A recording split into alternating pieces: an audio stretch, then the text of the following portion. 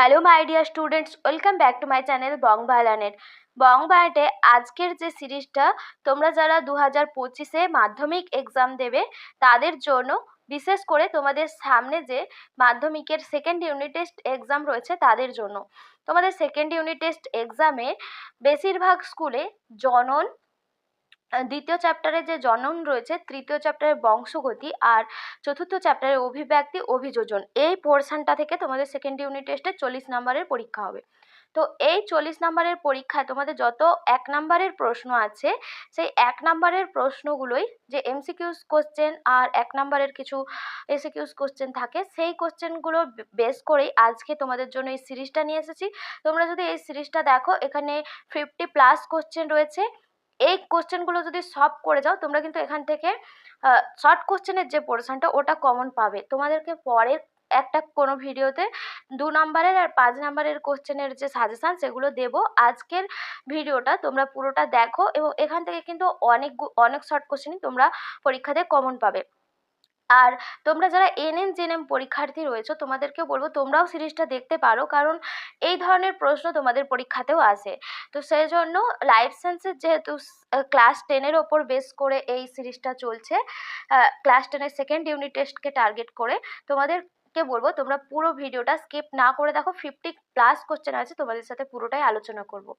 তো দেখো, তাহলে দেরি না করে ক্লাসটা স্টার্ট করছি। আর পিডিএফ যদি চাও, বং বালানের টেলিগ্রাম চ্যানেলে গিয়ে আমাকে জানাবে, আমি ওখানে তোমাদেরকে পিডিএফটা প্রোভাইড করে দেবো। দেখো, ফার্স্ট প্রশ্ন কি রয়েছে, অযৌন জননের এককে কি বলা হয়? অযৌন জননের এককে বলা হয় রেণু। 2 নম্বর প্রশ্ন রয়েছে, যৌন জননের একক কি? যৌন জননের একককে বলা হয় গ্যামেট। প্লাজমোডিয়াম কোন দশায় বহুবিভাজন দেখায়? প্লাজমোডিয়াম সাইজন্ট দশায় বহুবিভাজন দেখায়। নেক্সট প্রশ্ন রয়েছে, দেখো, ফাইটোফথোরা কিসের সাহায্যে বংশ বিস্তার করে? এই প্রশ্নের যে সঠিক আনসার হয়ে যাবে, ফাইটোফথোরা জুস্পোর বা চলরেণুর মাধ্যমে বংশ বিস্তার করে। নেক্সট প্রশ্ন রয়েছে, দেখো, রেণুস্থলী গুচ্ছকে কি বলা হয়? রেণুস্থলী গুচ্ছকে সোরাস বলা হয়। 6 প্রশ্ন রয়েছে, বিগোনিয়া ড্যাশের সাহায্যে বংশ বিস্তার করে? বিগোনিয়া পাথরকুচি, এরা পত্রজ মুকুল বা পাতার মাধ্যমে বংশ বিস্তার করে। 7 প্রশ্ন রয়েছে, দেখো, পলাশ, শিমুল ড্যাশ পরাগী ফুল, এগুলো পক্ষী পরাগী বা এগুলোকে অর্নিথোফিলি বলা হয়। এরা পাখির সাহায্যে পরাগযোগ সম্পন্ন করে। নেক্সট রয়েছে, দেখো, নিষেকের পর বীজে ড্যাশ বীজে এবং ড্যাশ ফলে পরিণত হয়। নিষেকের পর ডিম্বাশয়টা ফলে পরিণত হয় আর ডিম্বক বীজে পরিণত হয়। নেক্সট 9 প্রশ্ন রয়েছে, দেখো, মানব বিকাশের ড্যাশ দশাকে মুখ্য বৃদ্ধিকাল বলা হয়? মানব বিকাশের বয়ঃসন্ধিকাল যে দশাটা থাকে, সেই বয়ঃসন্ধিকাল দশাকে বলা হয় মুখ্য বৃদ্ধিকাল। 10 প্রশ্ন রয়েছে, কোন প্রাণী খণ্ডীভবন পদ্ধতিতে বংশবিস্তার করে? খণ্ডীভবন পদ্ধতিতে স্পাইরোগাইরা বংশবিস্তার করে। 11 প্রশ্ন রয়েছে, দেখো, এই প্রথমের প্রশ্নগুলো সব জননের পোর্শন থেকে 15খানা কোশ্চেন রয়েছে। সপুষ্পক উদ্ভিদের শস্য নিউক্লিয়াস কি প্রকৃতির হয়? সপুষ্পক উদ্ভিদের শস্য নিউক্লিয়াস ট্রিপ্লয়েড প্রকৃতির হয় বা 3N প্রকৃতির। তারপরে 12 প্রশ্ন রয়েছে, দুটি বায়ুপরাগী ফুলের নাম। বায়ুপরাগী ফুলগুলো সাধারণত ক্ষুদ্র ক্ষুদ্র হয়। ধান, গম এই সমস্ত গাছের যে উদ্ভিদের যে ফুল বায়ুপরাগী হয়, বায়ুপরাগীকে ইংলিশে বলা হয় অ্যানিমোফিলি। নেক্সট রয়েছে, দেখো, 13 প্রশ্ন, পুংজনন কোষ ড্যাশকে নিষিক্ত করে শস্য উৎপন্ন করে? পুংজনন কোষ যে নির্ণিত নিউক্লিয়াস থাকে ডিম্বাশয়ে, সেই নির্ণিত নিউক্লিয়াসকে নিষিক্ত করে শস্য উৎপন্ন করে। 14 প্রশ্ন রয়েছে, বহির্নিষেক ঘটে এমন দুটি প্রাণীর নাম। বহির্নিষেক অর্থাৎ যে সমস্ত জীবদেহের বাইরে শুক্রাণু আর ডিম্বাণুর মিলন ঘটে, সেখানে জাইগোট উৎপন্ন হয়, সেটাকে বলা হয় বহির্নিষেক। বহির্নিষেক দেখা যায় মাছ, ব্যাঙ এদের। এরপরে 15 কোশ্চেন রয়েছে, প্ল্যানেরিয়া ছাড়া কোন কোন জীবের ক্ষেত্রে পুনরুৎপাদন ঘটে? প্ল্যানেরিয়া ছাড়াও হাইড্রা, স্পঞ্জ এদের ক্ষেত্রে কিন্তু এখানে পুনরুৎপাদন ঘটে। নেক্সট দেখো, বংশগতি আর বিভেদ থেকে প্রশ্নগুলো রয়েছে। এখানে রয়েছে, বিভেদ থেকে বৈশিষ্ট্যের স্থায়ী অবস্থানকে ড্যাশ বলে? বিভেদ থেকে বৈশিষ্ট্যের স্থায়ী অবস্থানকে প্রকরণ বলে। দুয়ের প্রশ্ন রয়েছে মেন্ডেলের বংশগতি সূত্রের ব্যতিক্রম লেখো। মেন্ডেলের বংশগতি সূত্রে যে ব্যতিক্রম সেটা হয়ে যাবে অসম্পূর্ণ প্রকটতা, সহপ্রকটতা, এগুলো হবে। নেক্সট রয়েছে দেখো, মেন্ডেল এক সংকর জনন থেকে কোন সূত্র আবিষ্কার করেছিলেন? মেন্ডেল এক সংকর জনন সূত্র থেকে পৃথক ভবনের সূত্র আবিষ্কার করেছিলেন।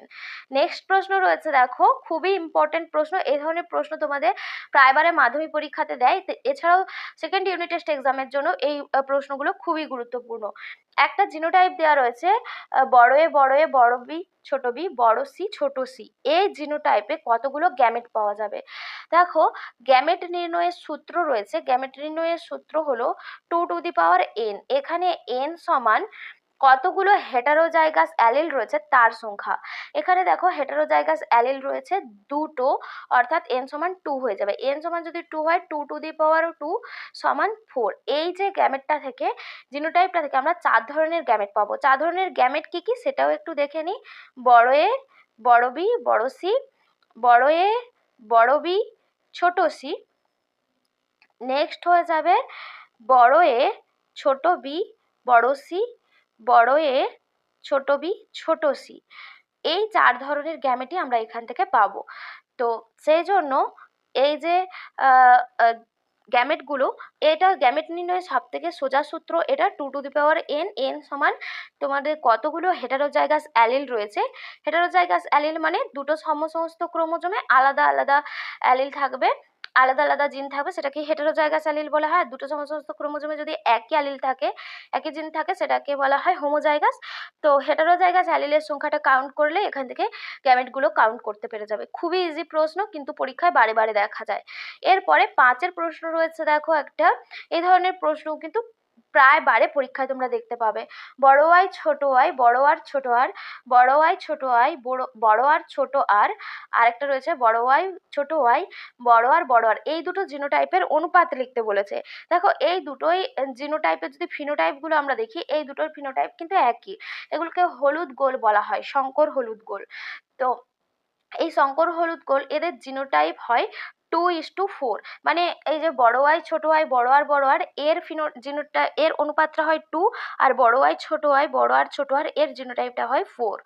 নেক্সট রয়েছে দেখো, অসম্পূর্ণ প্রকটতার জিনোটাইপিক আর ফিনোটাইপিক অনুপাত লিখতে বলেছে।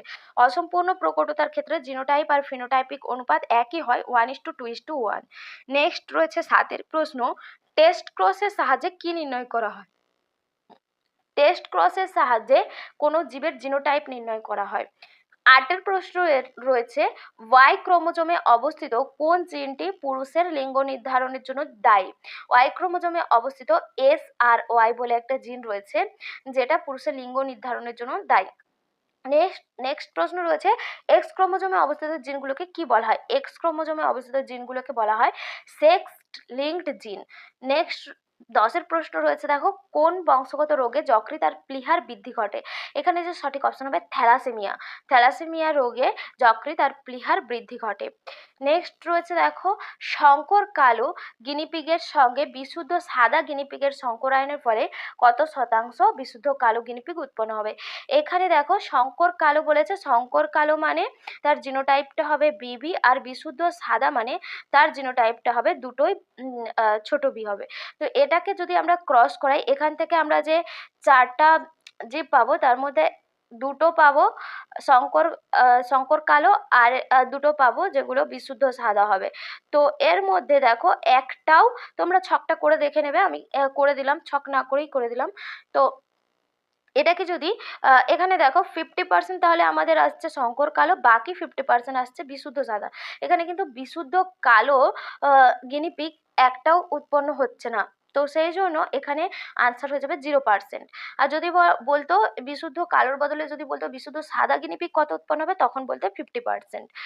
তো এখানটায় এগুলো এই ধরনের চেকার বোর্ডগুলো করে রাখবে, পরীক্ষাতে প্রচুর আসে। 12 প্রশ্ন রয়েছে দেখো, মানুষের রোলার জীবের জিনটি কত নম্বর ক্রোমোজোমে অবস্থিত? মানুষের যে রোলার জীবের জিন 8ম ক্রোমোজোমে অবস্থিত। নেক্সট রয়েছে, বংশগতি ও ড্যাশ একে অপরের পরিপূরক। বংশগতি ও বিভেদ একে অপরের পরিপূরক। 14 প্রশ্ন রয়েছে, মানুষের অটোজোম দ্বারা নিয়ন্ত্রিত হয় এমন দুটি বৈশিষ্ট্যের নাম লেখো।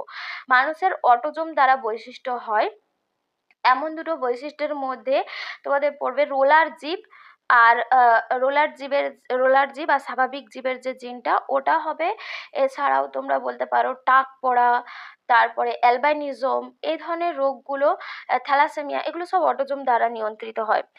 নেক্সট 15 কোশ্চেন রয়েছে, দেখো রক্ততঞ্চনের কত নম্বর ফ্যাক্টরের জন্য ক্রিসমাস ডিজিজ হয়? রক্ততঞ্চনের 9 নম্বর ফ্যাক্টরকে বলা হয় ক্রিসমাস ফ্যাক্টর। তো সেই জন্য 9 নম্বর ফ্যাক্টরের জন্য যে হিমোফিলিয়া রোগ দেখা যায় সেটাকে বলা হয় ক্রিসমাস ডিজিজ রোগ। 16 প্রশ্ন রয়েছে, লাল বর্ণান্ধতাকে কি বলা হয়? লাল বর্ণান্ধতাকে প্রোটানোপিয়া বলা হয়। 17 প্রশ্ন রয়েছে, ক্রিস ক্রস উত্তরাধিকার দেখা যায় এমন একটি রোগের নাম হিমোফিলিয়া। 18 প্রশ্ন হবে, মানুষের ডিম্বাণুতে অবস্থিত ক্রোমোজোমের বিন্যাসটি লিখতে বলেছে। মানুষের ডিম্বাণু যেহেতু হ্যাপ্লয়েড প্রকৃতির হয়, সেখানে তোমাদের থাকে, অটোজোম থাকে 11টা, আর অটোজোম থাকে 11 জোড়া 22 খানা, আর সেক্স ক্রোমোজোম থাকে একটা এক্স। তো এখানটায় তাহলে 23টা ক্রোমোজোম থাকে, তার মধ্যে অটোজোম থাকবে 11 জোড়া আর সেক্স ক্রোমোজোম থাকবে একটাই এক্স ডিম্বাণুর ক্ষেত্রে, আর শুক্রাণুর ক্ষেত্রে হলে ওটা এক্স বা ওয়াই দুটোই হতো। 19 প্রশ্ন রয়েছে, হিমোফিলিয়া বাহক মাতা এবং স্বাভাবিক পিতার কন্যা সন্তানদের মধ্যে হিমোফিলিয়া আক্রান্ত হওয়ার সম্ভাবনা কত রয়েছে? দেখো এখানে এটাও চেকার বোর্ডের সাহায্যে দেখতে হবে। হিমোফিলিয়া বাহক মাতা বলেছে মানে বাহক মাতার একটা জিন হবে যেটা হিমোফিলিক জিন হবে, আরেকটা বাহক মাতার যে গ্যামেট হবে সেটা বাহক মাতার যে গ্যামেটের মধ্যে একটা স্বাভাবিক গ্যামেট হবে আর একটা গ্যামেট হবে হিমোফিলিক জিন থাকবে। আর স্বাভাবিক পিতা মানে তার এক্স ক্রোমোজোমটাও স্বাভাবিক, ওয়াই ক্রোমোজোমটাও স্বাভাবিক। এটাকে যদি আমরা ছকে ফেলে দিই তাহলে দেখব এখানে, দেখো প্রথম যে কন্যা সন্তানটা হচ্ছে সেটা বাহক কন্যা সন্তান হচ্ছে, নেক্সট যে কন্যা সন্তানটা হচ্ছে সেটা স্বাভাবিক হচ্ছে, তারপরে যে পুত্র সন্তান হচ্ছে এটা হিমোফিলিক পুত্র সন্তান, আর এটা স্বাভাবিক পুত্র সন্তান। তো এই ছকটা থেকে আমরা দেখতে পেলাম এখানে কি দিয়েছে, দেখো হিমোফিলিয়া এদের মধ্যে কন্যা সন্তানদের মধ্যে হিমোফিলিয়া আক্রান্ত হওয়ার সম্ভাবনা কত? এটাও 0% হবে, কারণ এখানে কোনো কন্যা সন্তান কিন্তু আক্রান্ত হচ্ছে না, এই একটাই মাত্র কন্যা সন্তান যেটা বাহক হচ্ছে কিন্তু আক্রান্ত হচ্ছে না। কন্যা সন্তানরা যদি হিমোফিলিয়া আক্রান্ত হতে হয় তখন তার দুটো এক্স ক্রোমোজোমেই কিন্তু হিমোফিলিক জিন থাকতে হবে, তবেই সে আক্রান্ত হবে, না হলে বাহক হয়ে যাবে। আর এখানে দেখো পুত্র সন্তান রয়েছে 25% যারা কিন্তু হচ্ছে গিয়ে আক্রান্ত হতে পারে। তো সেই জন্য এখানে যেহেতু পুত্র সন্তান চায়নি, কন্যা সন্তান চেয়েছে, এখানে আমরা উত্তর করতে পারি 0%। নেক্সট রয়েছে, দেখো কোন পদ্ধতিতে থ্যালাসেমিয়া রোগ নির্মূল করা সম্ভব হয়? চিলেসান পদ্ধতিতে। চিলেসান পদ্ধতিতে অস্থিমজ্জার প্রতিস্থাপন করা হয় এবং দেহে যে লোহা বা আয়রন জমে তাকে অপসারণ করা হয়, দিয়ে থ্যালাসেমিয়া রোগকে নির্মূল করা সম্ভব হয়েছে। এটা ছিল 20খানা প্রশ্ন বংশগতি বিভেদ থেকে, আর জনন থেকে 15খানা প্রশ্ন ছিল। এরপরে অভিব্যক্তি অভিযোজন। অভিব্যক্তি অভিযোজন থেকে দেখো এগুলো মোস্ট ডিমান্ডেড কোশ্চেন, এই ধরনের কোশ্চেনগুলো বারে বারে পরীক্ষায় দেখা যায়। তোমরা কিন্তু এই কোশ্চেনগুলো করলে শর্ট কোশ্চেন এখান থেকে অনেক তোমাদের যত শর্ট কোশ্চেন থাকবে তোমরা কমন পেয়ে যাবে। তোমরা সেজন্য পুরোটা দেখো, আর যদি ভালো লাগে অবশ্যই একটা লাইক করো, কমেন্ট করো, বন্ধুদের সাথে শেয়ার করতে ভুলে যেও না। এরপরে দেখো প্রথম প্রশ্ন রয়েছে, অভিব্যক্তি কথার অর্থ কি? অভিব্যক্তি কথার অর্থ হলো ক্রমবিকাশ। অভিব্যক্তি এই যে কথাটি প্রথম বলেছিলেন বিজ্ঞানী হারবার্ট স্পেন্সার, আর অভিব্যক্তি কথার অর্থ হচ্ছে কি ক্রমবিকাশ। নেক্সট রয়েছে, দেখো জীবের পপুলেশনে ড্যাশ থাকলে অভিব্যক্তি ঘটে। জীবের পপুলেশনে প্রকরণ থাকলে অভিব্যক্তি ঘটে। রাসায়নিক বিবর্তনবাদ কার মতবাদ? ওপারিন আর হ্যালডেন। কোষের অগ্রদূত কাকে বলা হয়? কোয়াসার্ভেটকে বলা হয়। নেক্সট প্রশ্ন রয়েছে, দেখো মিলার ও উরের পরীক্ষায় মিথেন অ্যামোনিয়া হাইড্রোজেন গ্যাসের অনুপাত কত ছিল? 2:1। খুব ইম্পর্টেন্ট প্রশ্ন। পৃথিবীর আদিম পরিবেশ কেমন ছিল? বিজারকধর্মী ছিল, সেখানে অক্সিজেনের উপস্থিতি ছিল না, সেজন্য বিজারকধর্মী পরিবেশ ছিল। প্রথম উৎপাদিত জেনেটিক বস্তু অবশ্যই আরএনএ হবে। প্রথম উৎপাদিত জেনেটিক বস্তু আরএনএ। নেক্সট 8 প্রশ্ন রয়েছে, দেখো জাম্পলাজম তত্ত্বের প্রবক্তা। জাম্পলাজম তত্ত্বের প্রবক্তা বিজ্ঞানী ওয়াইসম্যান। নেক্সট 9 প্রশ্ন রয়েছে, মিউটেশন তত্ত্বের প্রবক্তা কে ছিলেন? Hugo the Vries. উষাকালের ঘোড়া বলা হয় কোন ঘোড়াকে? ইওহিপ্পাস ঘোড়াকে। ইয়োসিন যুগের যে ইওহিপ্পাস ঘোড়া তাকে উষাকালের ঘোড়া বলা হয়। নেক্সট 11 প্রশ্ন রয়েছে, সমসমস্ত অঙ্গ কোন অভিব্যক্তিকে নির্দেশ করে? সমসমস্ত অঙ্গ অর্থাৎ যে সমস্ত অঙ্গের আহ, তোমাদের অরিজিনটা একই হয় আর সেখান থেকে কাজটা ভিন্ন ভিন্ন হয়ে যায়, বিভিন্ন দিকে ছড়িয়ে পড়ে, আর এই ধরনের যে ও অভিব্যক্তিকে বলা হয় অপসারী অভিব্যক্তি। নেক্সট রয়েছে দেখো, উদ্ভিদের দুটি নিষ্ক্রিয় অঙ্গের নাম। উদ্ভিদের দুটি নিষ্ক্রিয় অঙ্গ যেমন কালকা সুন্দর, যে হচ্ছে বন্ধা পুংকেশর, যেটাকে স্ট্যামিনোড বলা হয়, আর আহ, মানে স্ট্যামিনোড আর পিস্টিলোড এটা বললেই হবে, বন্ধা পুংকেশর আর বন্ধা গর্ভকেশর। নেক্সট রয়েছে দেখো 13 প্রশ্ন, বানরের লেজ মানুষের কোন নিষ্ক্রিয় অঙ্গে পরিণত হয়েছে? বানরের লেজ মানুষের ক্ষেত্রে কক্সিসে পরিণত হচ্ছে, যেটা মানুষের নিষ্ক্রিয় অঙ্গ। ভেনাস হৃৎপিণ্ড কাদের দেখা যায়? 14 প্রশ্ন রয়েছে, ভেনাস হৃৎপিণ্ড বা এগুলোকে একচক্রী হৃৎপিণ্ড বলা হয়। এই ধরনের হৃৎপিণ্ডে অক্সিজেন আর কার্বন ডাই অক্সাইড যুক্ত রক্ত আলাদা হয় না। এই ধরনের হৃৎপিণ্ড দেখা যায় মাছের ক্ষেত্রে। মাছের একটা অলিন্দ আর একটা নিলয় রয়েছে, অলিন্দ আর নিলয়ের মাঝখানে কোনো ভাগ নেই, সেজন্য এখানে কিন্তু অক্সিজেন আর কার্বন ডাই অক্সাইড যুক্ত রক্ত আলাদা হয় না। এই ধরনের হৃৎপিণ্ডকে একচক্রী হৃৎপিণ্ড বা ভেনাস হৃৎপিণ্ড বলা হয়। 15 প্রশ্ন রয়েছে, বায়োজেনেটিক সূত্রের প্রবক্তা। বায়োজেনেটিক সূত্রের প্রবক্তা বিজ্ঞানী হেকেল। 16 প্রশ্ন রয়েছে, সমস্ত মেরুদণ্ডী প্রাণীদের ভ্রূণে যে কোন পেশি দেখা যায়?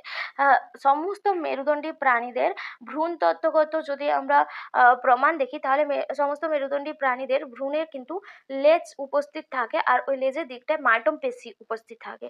17 প্রশ্ন রয়েছে, উটের লোহিত রক্তকণিকা কেমন হয়? উটের লোহিত রক্তকণিকা ডিম্বাকৃতি হয় আর নিউক্লিয়াসবিহীন। উটের মূত্রে ইউরিয়ার পরিবর্তে কোন রেচন পদার্থ, মানে কোন বজ্র পদার্থ থাকে? ইউরিয়ার পরিবর্তে ইউরিক অ্যাসিড থাকে। স্তন্যপায়ী প্রাণীদের বেশিরভাগ ক্ষেত্রেই ইউরিয়াই প্রধান বজ্রবস্তু হিসাবে নির্গত হয়, কিন্তু উটের ক্ষেত্রে তার ব্যতিক্রম, এখানে ইউরিক অ্যাসিড উৎপন্ন হয়। এরপরে দেখো 19 প্রশ্ন রয়েছে, উটের আরবিসি কত শতাংশ পর্যন্ত প্রসারিত হতে পারে? 240% পর্যন্ত। মৌমাছির ওয়াকডেল নৃত্য ইংরেজি কোন অক্ষরের মতন দেখতে হয়? 8 অক্ষরের মতন দেখতে হয়। তো এই ছিল তোমাদের টোটাল সেট। এখানে তোমাদের 50+ কোশ্চেন রয়েছে, তোমাদের সাথে আলোচনা করলাম তোমাদের মাধ্যমিক পরীক্ষার সেকেন্ড ইউনিট টেস্টের জন্য, যারা 10-এ রয়েছে তাদের জন্য সেকেন্ড ইউনিট টেস্টের জন্য এই সেটটা ছিল। তোমাদের কেমন লেগেছে অবশ্যই কমেন্ট করে জানাবে, আর ভালো লাগলে অবশ্যই বন্ধুদের সাথে শেয়ার করে দিও, কারণ তোমরা যত লাইক শেয়ার করবে তোমাদের জন্য এরকম সাজেশন ভিত্তিক ভিডিও আরও অনেক অনেক নিয়ে আসবো। আর যদি এই পিডিএফগুলো চাও, বঙ্গ আইল্যান্ড টেলিগ্রাম চ্যানেলে জয়েন করবে এবং আমাকে একটু কমেন্ট করে জানাবে, আমি দিয়ে দেবো। আজকের ক্লাস এখানেই শেষ করছি, আবার দেখাবে নেক্সট ক্লাসে। ততক্ষণ সবাই খুব ভালো থেকো, সুস্থ থেকো, টাটা।